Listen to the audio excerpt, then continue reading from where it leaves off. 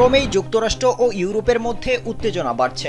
ইতিমধ্যে গ্রিনল্যান্ড নিয়ে বিরোধের জেরে ইউরোপের 8টি দেশের উপর নতুন করে শুল্ক আরোপের ঘোষণা দিয়েছেন মার্কিন প্রেসিডেন্ট ডোনাল্ড ট্রাম্প। তার এই ঘোষণার পরপরই উত্তেজনা নতুন মাত্রা পেয়েছে।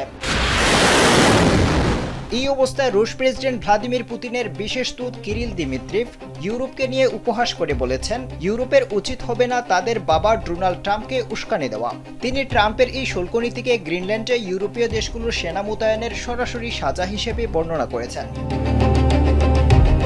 মূলত গেল শনিবার ডোনাল্ড ট্রাম্প ঘোষণা দিয়েছেন 1 ফেব্রুয়ারি থেকে Denmark, Norway, Sweden, France, Germany, Britain, Netherlands এবং ফিনল্যান্ডসের পণ্যের উপর 10% শুল্ক আরোপ করা হবে। গ্রিনল্যান্ডে এই দেশগুলোর বিপজ্জনক সামরিক উপস্থিতির কারণে মার্কিন জাতীয় নিরাপত্তা হুমকির মুখে পড়েছে বলেও দাবি করেছেন ট্রাম্প।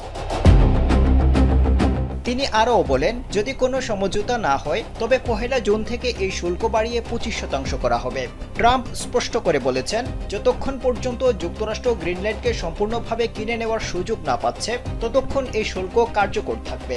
ট্রাম্প দীর্ঘদিন ধরেই কৌশলগতভাবে গুরুত্বপূর্ণ এই আর্কটিক অঞ্চলটি ডেনমার্কের কাছ থেকে কিনে নেওয়ার আগ্রহ প্রকাশ করে আসছেন।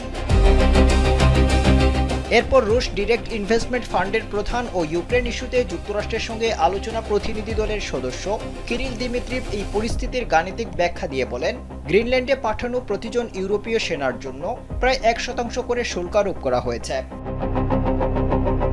তিনি ইউরোপীয় দেশগুলোর এই কর্মকাণ্ডকে একটি বিপজ্জনক খেলা হিসেবে অভিহিত করেছেন। দিমিত্রিভের মতে, ট্রাম্প প্রশাসন ইউরোপকে এটা বুঝিয়ে দিচ্ছে যে মার্কিন স্বার্থের বাইরে গিয়ে কোনো পদক্ষেপ নিলে তার চড়া মূল্য দিতে হবে। রাশিয়ার এই উচ্চপদস্থ কর্মকর্তার এমন মন্তব্য মূলত ট্রান্স আটলান্টিক বা যুক্তরাষ্ট্র ইউরোপের সম্পর্কের ফাটলকে আরও উস্কে দেওয়ার চেষ্টা হিসেবে দেখছেন বিশ্লেষকরা। গেল বছরের 25 জুন নেদারল্যান্ডসে ন্যাটোর শীর্ষ সম্মেলনে ইসরায়েল ও ইরানের মধ্যে যুদ্ধবিরতির মধ্যস্থতা করায় ডোনাল্ড ট্রাম্পের প্রশংসা করেন ন্যাটো মহাসচিব মার্কো রুটে। তিনি ইসরায়েল ও ইরানের সমালোচনা করতে গিয়ে ট্রাম্পকে ড্যাডি বলে সম্বোধন করেন।